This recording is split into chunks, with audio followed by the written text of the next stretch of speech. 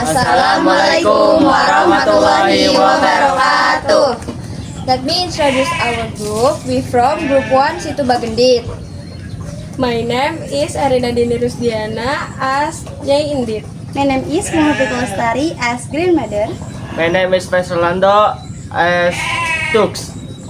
My name is Sinta as farmer 1. My name is Fauzi Ariski as Nyi Asih. My name is Afalaila Rahmadinta as Farmer 2 and narrator. Happy watching!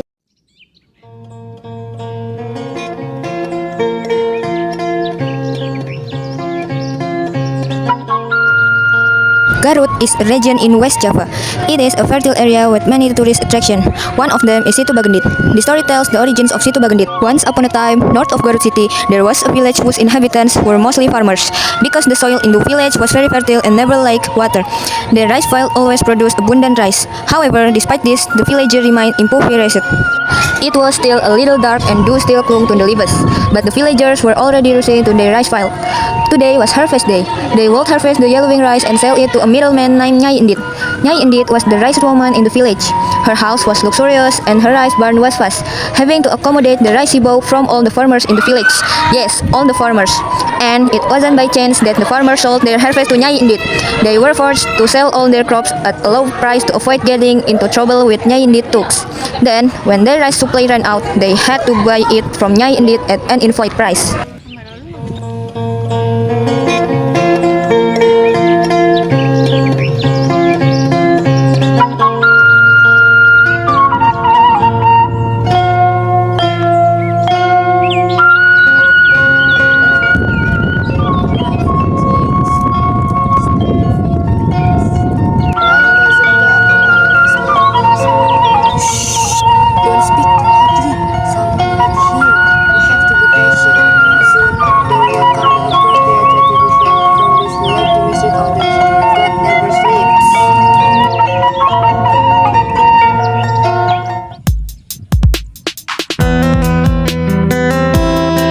Meanwhile, Nyai Indit was inspecting her rice barn. How is it? Does all the rice been bought?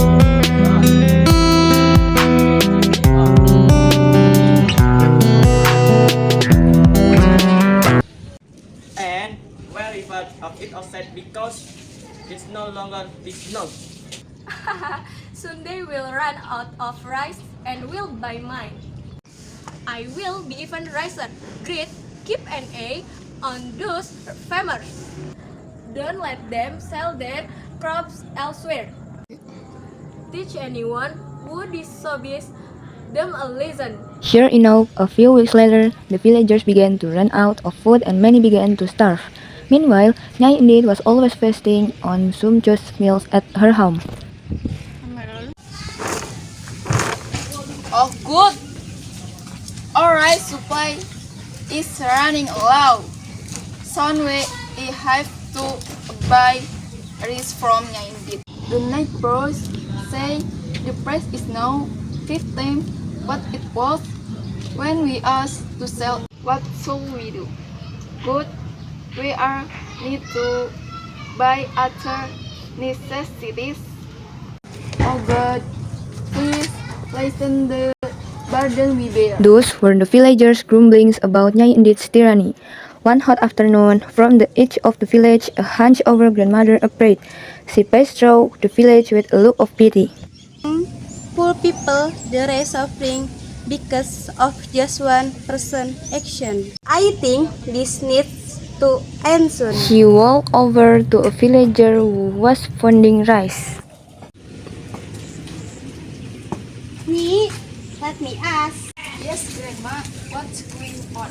where can I find the rest person in this village?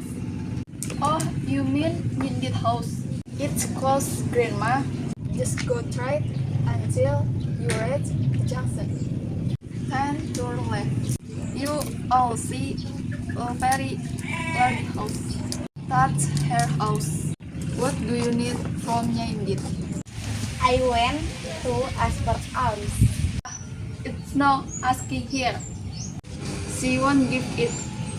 If you hungry, you can eat at my house. But it just no. No need, the old woman replied. I just know how people listen. And I began ask for alms. Oh yes, please the other residents of get ready. Evacuate. Because truly I big food son. You kidding, Grandma?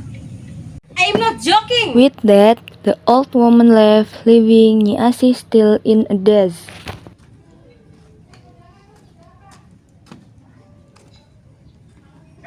Meanwhile, Nyai Endit was enjoying a plentiful meal, as were her tooks.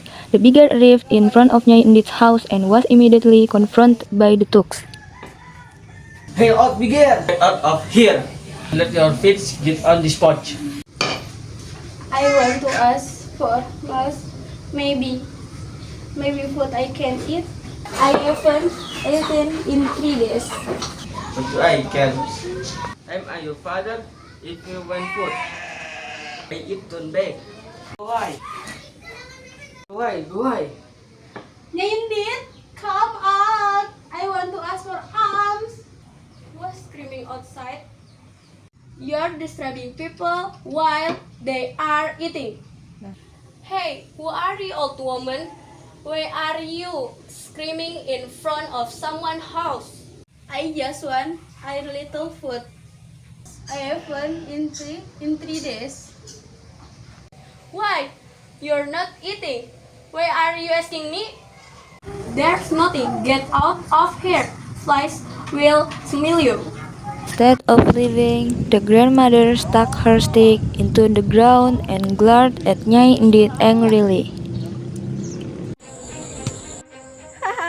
You want to punish me? You're right. Don't you see how many tucks I have? One blow and you will be dead. Damn it! Centeng! Watch out if you don't pull it out. I will cut your wigs. The tooks tried to pull out the old woman's stick, but even after 3 people pulled, it would not budge. Ha ha ha ha! You dating sockets. Let me pull sticks out.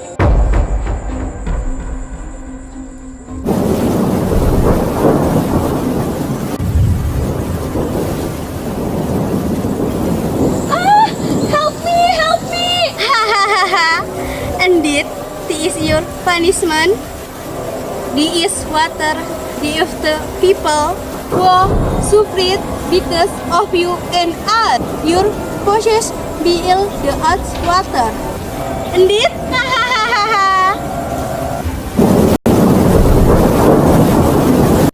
After saying this, the old woman suddenly disappeared. Only Nyai Endit, panicked by the rapidly rising water, was left. She tried to run to save her belongings, but the flood waters quickly drowned her and her belongings. Small, beautiful lake has now formed in the village. People call it Situ Bagendit. Situ means lake, and Bagendit comes from the word Endit. Some believe that sometimes you can see lich the size of matters at the bottom of the lake. They say they are the incarnation of Nyai Endit, who failed to escape the flood waters.